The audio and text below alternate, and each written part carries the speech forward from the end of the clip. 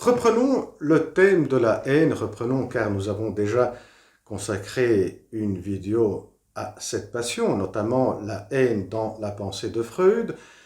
Voyons maintenant la haine dans la pensée de Lacan, où nous pouvons repérer facilement deux formes d'expression de la haine. Une qui se situe au niveau du registre imaginaire et l'autre qui se situe au niveau du registre symbolique.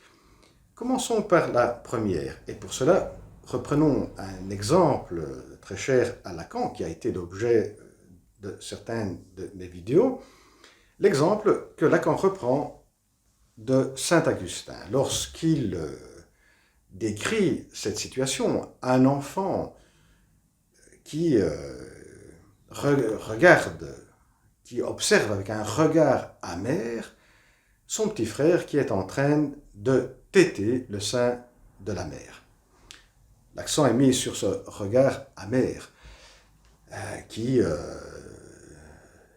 exprime toute la souffrance, la jalousie que Lacan va spécifier de invidia pour mettre l'accent sur la racine du mot invidia, du regard qui se porte sur l'autre qui est sur lequel on projette sa propre image. L'enfant projette sa propre image du corps sur son frère. Et c'est à partir de cette confusion de corps qu'il revoit lui-même en train de téter, de reprendre, de revivre l'expérience qu'il avait fait pendant une période, de téter le sein de la mère, source de grand plaisir, mais source de grande souffrance, quand il a dû s'en séparer, et là il voit son petit frère qui est en train de prendre ce qui devrait lui appartenir. Et à partir de là, la sensation qui se génère est une sensation de haine, parce qu'il voit qu'un autre prend ce qui devrait lui appartenir. L'issue de cette scène qui, pour Lacan, est cruciale dans tout développement de chaque enfant, est celle du désir. Le désir, pour Lacan, est le désir de l'autre. L'enfant va s'acheminer vers l'appropriation d'un désir qu'il va voir dans l'autre, dans ce que l'autre a et que lui devrait avoir ou pourrait avoir. Lorsque cette issue ne se présente pas, on se retrouve face à des structures paranoïaques. Le paranoïaque ne va pas s'acheminer vers le désir et va vivre l'autre comme une doublure, comme un double persécuteur. Voyons maintenant la deuxième forme d'expression de la haine. Celle qu'on a vue maintenant, on comprend bien qu'elle se situe au niveau du imaginaire, car c'est au niveau des corps, au niveau de projection. C'est l'un face au corps d'un autre, une projection de son propre corps sur l'autre. Voyons maintenant cette deuxième forme d'expression de la haine qui se situe au niveau du registre symbolique. Commençons par la haine comme expression de l'amour. Pourquoi expression de l'amour? Lorsque une personne tombe amoureuse d'une autre, là, l'amour vise à faire un avec l'autre. Faire un avec l'autre, c'est résoudre ce problème auquel tout le monde est confronté, qui est la Spaltung, la division, qui est structurellement inhérente à l'être parlant. C'est le signifiant qui nous divise. Autrement dit, c'est le manque à être.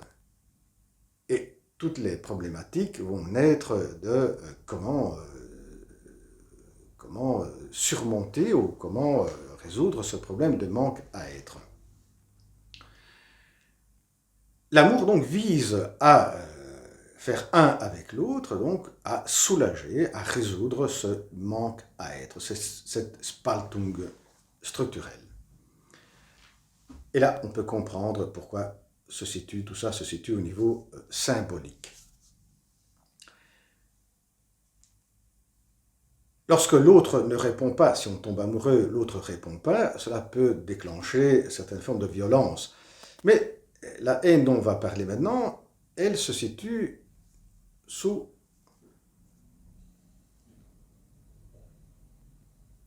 un autre aspect.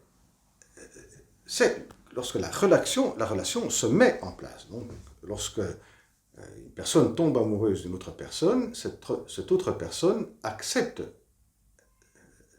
répond à la demande d'amour. Et donc, une relation s'instaure.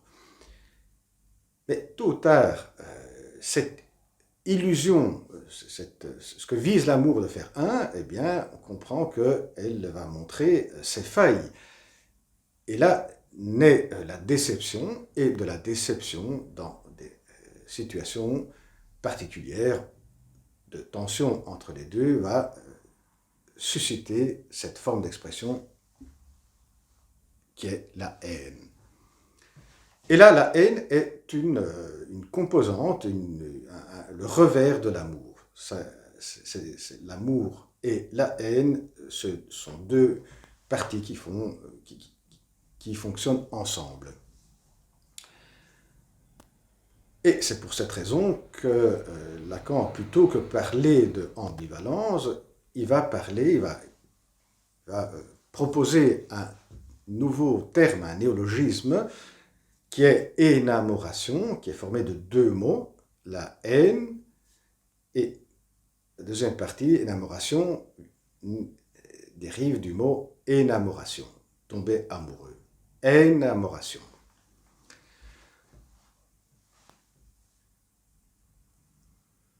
Et on comprend bien que cette forme de haine qui est ensemble avec l'amour qui vise le un, pour résoudre, il donne l'illusion de résoudre la question de la Spaltung, du manque à être. Bien, on pourrait donc définir cette forme de haine comme une haine de l'être.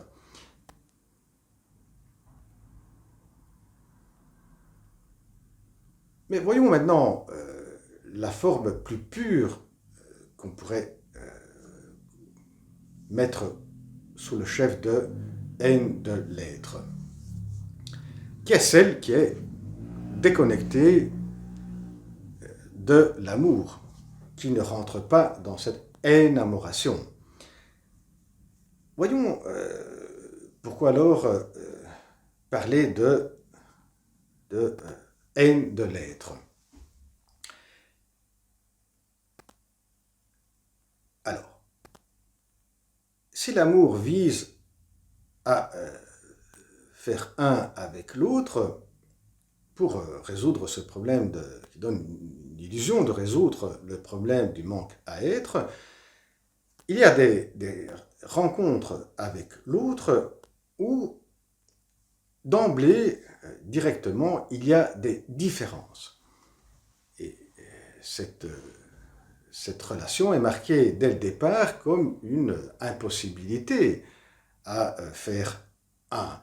Et là, le manque à être est directement mis en cause, est directement interpellé comme encore plus problématique dans cette relation avec un autre où les différences sont très importantes.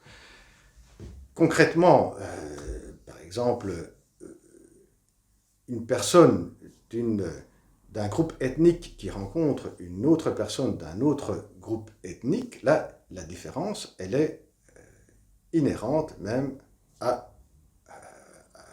au groupe ethnique. Elle est d'emblée présentée, elle est d'emblée mise en place dans la relation. Et donc là, ça renvoie, cette différence accentue encore plus le manque à être.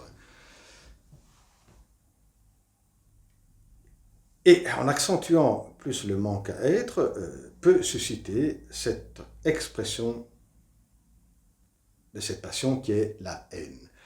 Et cela explique pourquoi autant de haine se retrouve dans les différentes formes de racisme, où ce qui pose problème est la différence de l'autre, et l'autre comme étranger, dans le sens de autre comme différent, de autre comme celui qui va interpeller encore plus notre manque à être, nous mettre encore plus face à notre manque à être.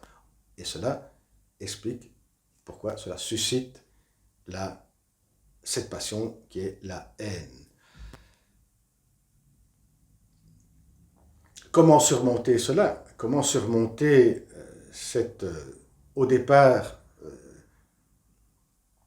irritation dans la rencontre avec l'étranger, dans la rencontre avec ce qui est essentiellement différent?